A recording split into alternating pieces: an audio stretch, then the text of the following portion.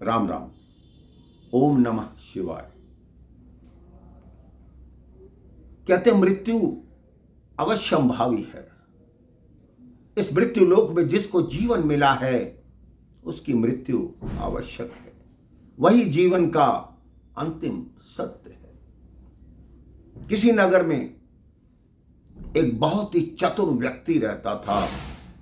उसने अपनी चतुराई से काल को अर्थात मृत्यु के देवता को अपना मित्र बना लिया।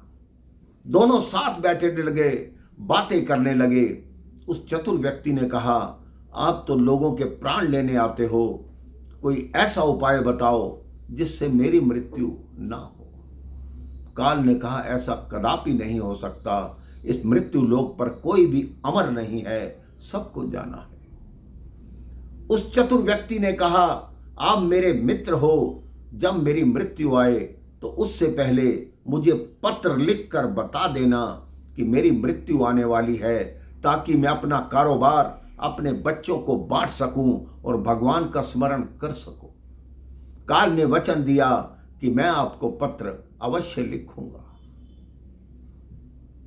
इस बात को 35 वर्ष हो गए। 35 वर्ष बाद एक दिन काल अपने दूतों के साथ उस चतुर व्यक्ति के सामने आया कि आपकी मृत्यु का समय हो गया है, अब चलिए। उस व्यक्ति ने कहा, आपने अपनी मित्रता को निभाया नहीं। आपने कहा था कि मुझे पत्र लिखोगे, लेकिन आपने कोई पत्र नहीं लिखा। काल ने कहा, जब तुम 50 वर्ष के थे तब मैंने पहला पत्र लिखा। जो तुम्हारे बाल काले थे उनको सफेद किया।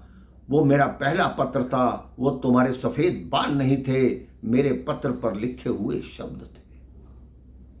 तुमको बताया कि तुम्हारी मृत्यु निकट आ रही है, अब भगवान का स्मरण शुरू करो, अपना कारोबार बच्चों को दे दो। लेकिन तुमने उन सफेद बालों को काला करके दुनिया को धोखा दिया और अपने कारोबार में लगे रहे। जब तुम 60 वर्ष के हुए, तुम्हारे नैनों की ज्योति मंद पड़ने लगी। वो मेरा दूसरा पत्र था, लेकिन तुमने उन नेत्रों पर चश्मा लगाकर फिर दुनिया को धोखा दिया, कारोबार में लगे रहे। जब तुम 70 वर्ष के हुए तब मैंने तुम्हारे दांत ले लिए। वो मेरा तीसरा पत्र था। मैंने कहा, अब दुनिया के स्वाद छोड़ोगे और भगवान के भजन में लगोगे।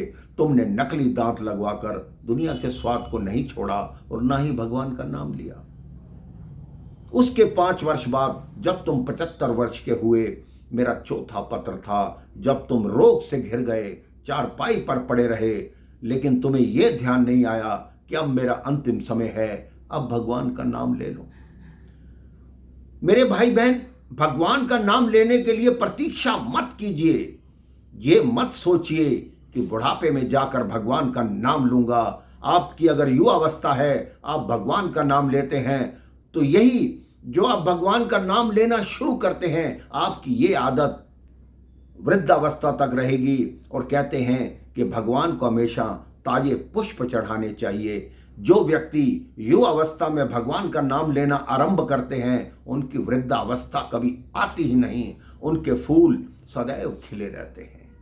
अपने जीवन में अपने बच्चों को यह संस्कार दीजिए कि चाहे एक घड़ी, आधी घड़ी, उससे भी आधी घड़ी भगवान के नाम पे लगाएं। देखिए आपके बच्चे को कैसे संस्कार मिलेंगे। आपका जीवन, आपका परिवार कितना खुशहाल होगा। राम राम। जय श्री राम। ओम नमः शिवाय।